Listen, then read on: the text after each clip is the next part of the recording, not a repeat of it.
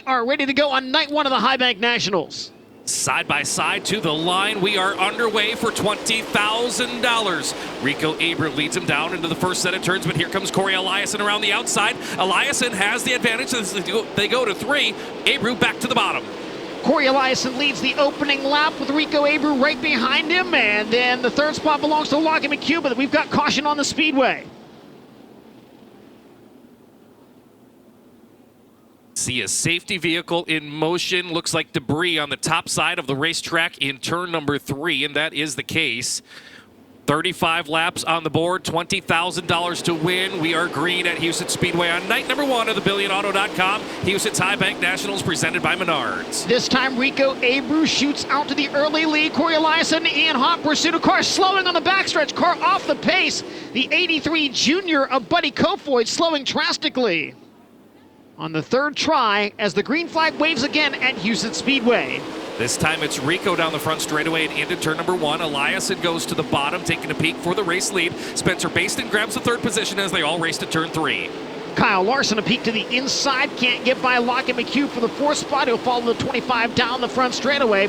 This time, Larson jumps up to the top of the speedway, but gains no ground. McHugh actually challenging the 5 of Spencer Baston in a battle for the third spot. Corey Eliason has jumped up to the top as well. Now Abreu to the bottom in 3 and 4, while Eliason and Baston battle for the second spot. Spencer Baston getting closer to the High Plains Building Division number 11. They'll go side by side out of turn number 2, racing for second. As they do that, they are closing in. Car slow on the front straightaway. It's Ryan Timms, the 5T. Back under green. Eliason stays with Abreu. Both go to the bottom in 1 and 2. Lockie McHugh around the outside of Spencer Baston. Nose wing damage and all. McHugh up to third, and now here comes Young Money Kyle Larson into the fourth spot. Larson up to fourth. That puts Baston back to fifth. Here comes Carson Macedo taking a look, trying to get into the top 5 as well. That happens right in front of the 2 of David Gravel. Baston comes back at Larson on the inside out of turn number 4. Spencer Baston back to the inside, but the caution flag will wave. Car slowing on the top in 3 and 4. Ayrton Jeniton in the number 19. Abreu gets on the throttle and a great restart for the 57 of Kyle Larson around the outside of the 25 machine to take the third position. Here comes Carson Macedo in the fifth spot. Big time trouble. Cars upside down. Multiple cars flipping down the back straightaway. Matt Jewell involved. Tim Estenson involved. Mark Dobmeyer involved. Green once again. Spectacular restart for Rico Abreu. Puts 10 car lengths on Corey Eliason immediately.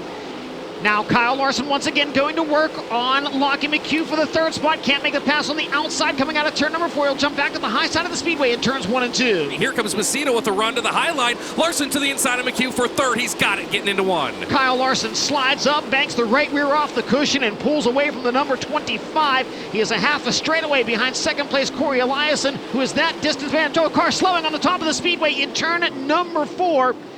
The 5 of Spencer Baston. Spencer Baston with a problem. Rico on the throttle, and Kyle Larson trying to come with him. Can't get the second spot. David Gravel up to 4th on the restart, at least for the moment. Side by side with Lockie McHugh at the end of the back straightaway. Giovanni Scelzi trying to break into the top 5 as well as a great restart for Rico Abreu. A third of a straightaway advantage immediately for him. Here comes Lockie McHugh back to the outside, trying to come after David Gravel. The race for 4th into turn 3. Really good battle. Caution on the speedway. Car sideways. It's Brad Sweet.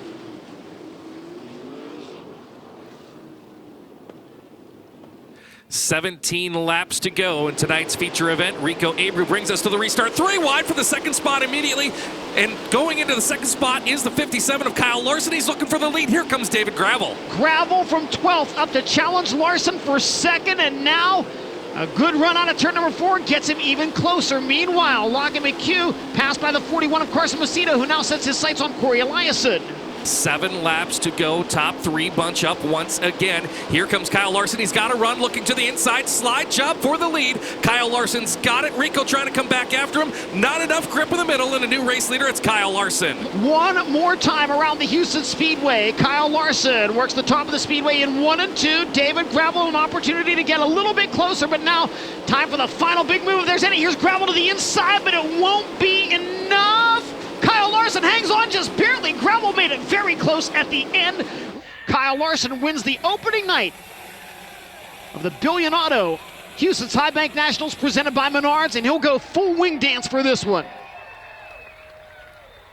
Yeah, the restarts definitely helped me. I was able to, engine took off really good, and I was able to get good runs there the first laps and move forward. And once I got to second there behind Rico, I could pace him, and I felt really good behind him. I could close on him a good bit and wanted to, and he'd pull away a little bit in 3 and 4, but he looked like he was getting really tight as he got to traffic. So just started cheating my entry a little bit and making sure I didn't make mistakes, and could still get good runs on exit, and enough to clear him there into 3. So great track. I know they've been working really hard on it to get a surface that's producing good races for the fans, and I think that was definitely a great race. I know gravel was probably really close to me there at the end.